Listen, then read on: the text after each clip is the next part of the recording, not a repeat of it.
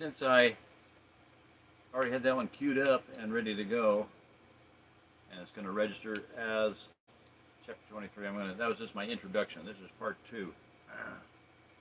This is actually reading the chapter instead of just my introductory thoughts. I just have a lot of things on my mind. It's the end of the book, end of an era in my life, and the end of a time in my life. I'm looking for a new era, new truth, new times, new friends, new contacts, new people, a new vehicle, new friends. Yeah. So I'm going to go ahead and read this chapter. End of the book. Royal Riders. Hope I can make it through. I don't have very much drink at all here. I have a water bottle. I should have a water bottle, but I do not. Okay. Daniel Bailey raced his Spirit Flyer down 10th Street, heading for the square. He was so happy he didn't even notice the slow-moving black limousine that passed him in the opposite direction. When he got to the square, he slowed the old red bike down. Then he shot across the street to the sidewalk on the inside of the square. Susan and John Kramer were sitting on their Spirit Flyers by the old wooden bandstand waiting for Daniel. "We were worried when you weren't in school today," Susan said. "I thought something awful might have happened." "Something great has happened," Daniel said with a grin. He parked his bike and knocked down the kickstand. "Look at this." The red-headed boy walked in a circle and then jumped up and down. "Your leg, it looks better," John Kramer said with surprise. "Not only it looks better, it is better," Daniel said, almost bursting. "I thought it was better the night the big board fell, but I wasn't really sure. I thought the king's son said he was granting me my wish. I figured it was just all the excitement of the award ceremony and so forth. Then on Sunday and Monday, it just felt better and better. I told my mother, but she didn't believe me. But when I woke up this morning, it felt great. I didn't even notice that I was walking right until I got downstairs." Okay, it's not going to work. Two things. I'm going to get some water. I'm going to turn the AC off so it's not quite as noisy.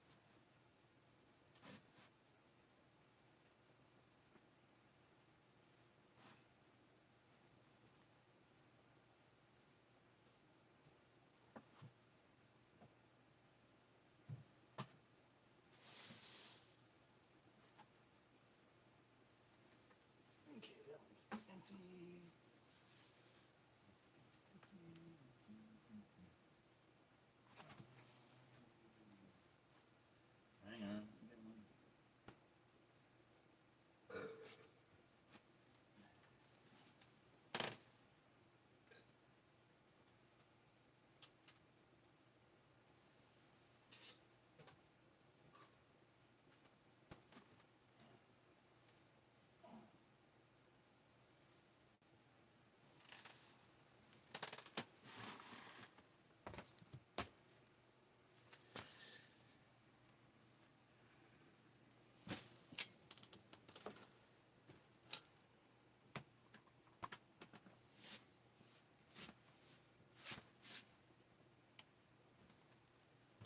Okay.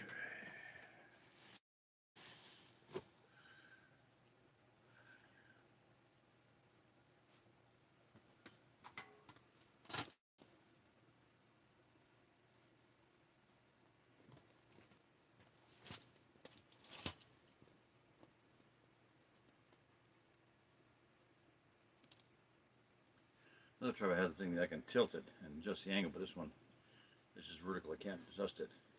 I gotta adjust the base of the triangle.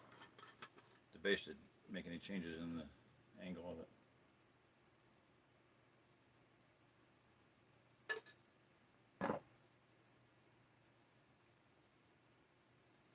All right, class. Back in business. Back in business. Now my voice will be better. Will be better. Not as much interference either.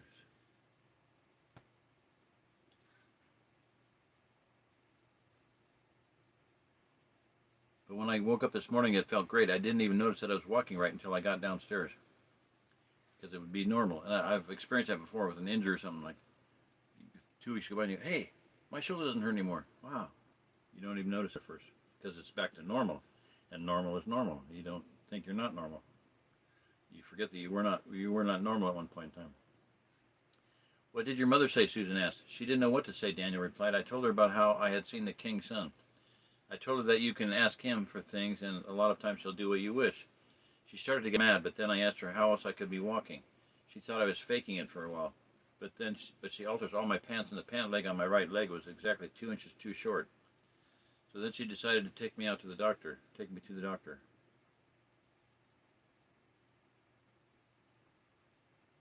Oh, his pant leg was too short because it had gotten longer.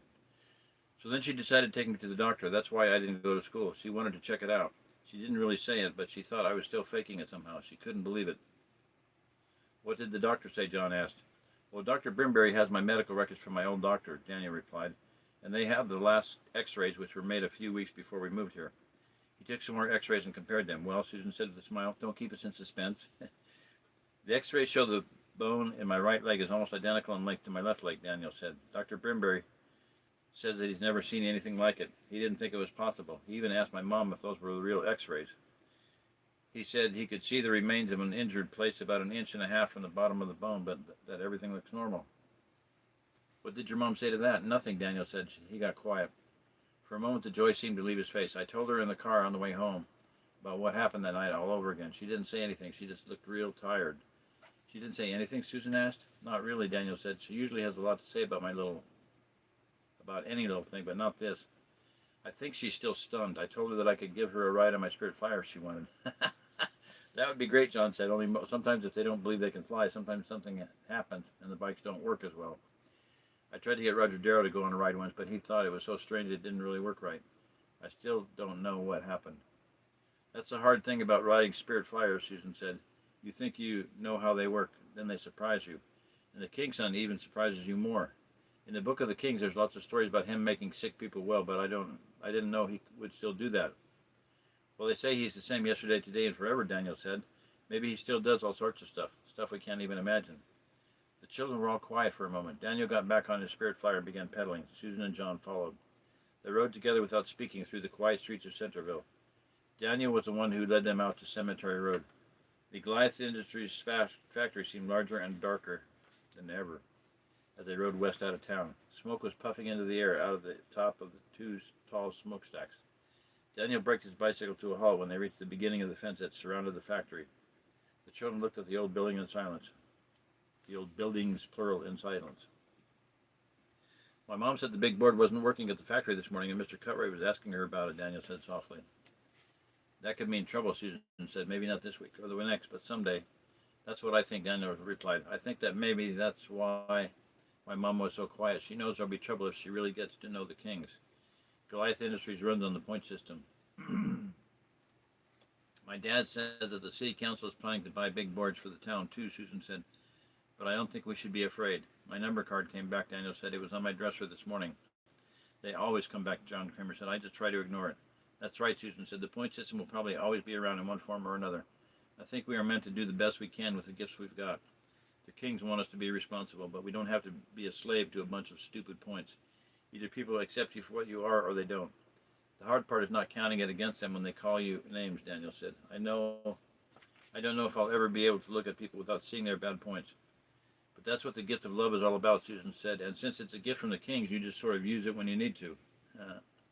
Which is about all the time, John said. I know I get mad too easily. They may call us names and things, but let them, Susan said. We won't melt. We belong in the kingdom of the Kings. We don't have to play by the rules of the point system either. It isn't the only game in town. Royal love is more powerful than anything because it comes straight from the hearts of the Kings. And if one of us starts getting dragged back into the point system, we can help each other, right? Daniels asked. A new look of hope crossed the boy's face.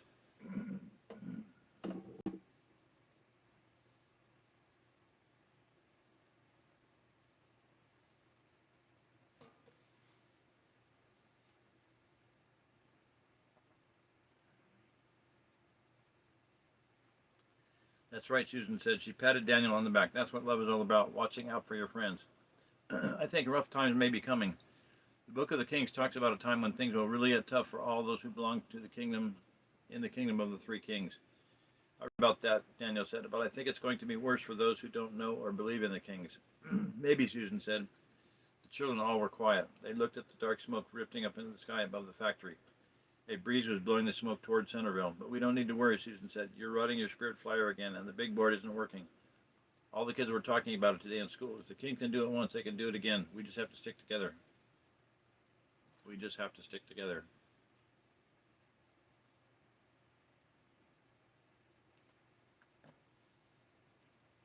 I know it's irritating. I know it's hard for me not to talk so fast and just, try to keep my words clear, speak slower, and pronounce the words better. I'll try. Sorry. Talk about healing. I need to be healed for that. The residual from my stroke. I need to exercise my tongue better before I read.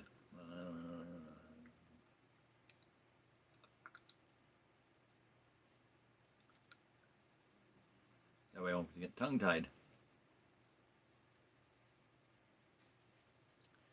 That's right, Daniel said. I think there's going to be a lot of work to do in the future, and if they want to play the rough, we'll just have to be ready. Like the king's son says, we are more than conquerors because of him. And with those words, the children cheered and began pedaling rapidly down the road. As they passed the other end of the chain-link fence surrounding the factory, Daniel aimed his handlebars toward the sky. As the old red bicycle rose into the air, he was flanked on both sides by Susan and John. We are free, Daniel said to the others as they skimmed over the tops of the trees. We are in the family of the kings. New creation, Susan shouted. Made for freedom, John added at the top of his lungs. They all laughed. And with that said, the royal rider stood up on the pedals of the spirit flyers and raced toward the clouds above. Side by side, they rose higher and higher to the upward calling of freedom, because it was for freedom that these riders had been set free. That's it. End of the book. So I think I got off on a bunny trail, and it ended up being the Craton and everything. But when I started talking tonight, and that's going to be the introduction. I'll label it as the introduction to this chapter, to the end of the book. But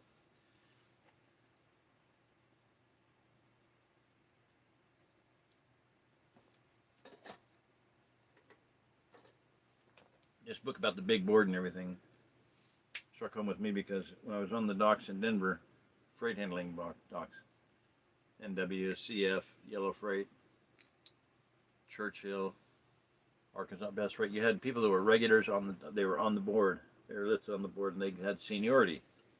So you had about 300 guys on a dock, and they had number 1 was the top seniority guy, 2 on down to number 323 or whatever it was. I never got on the board until I worked for Yellow Freight. I got on the board for about 2 weeks until the IRS leaned my wedge and I left Denver. Thank you, IRS. So, anyway, point being is that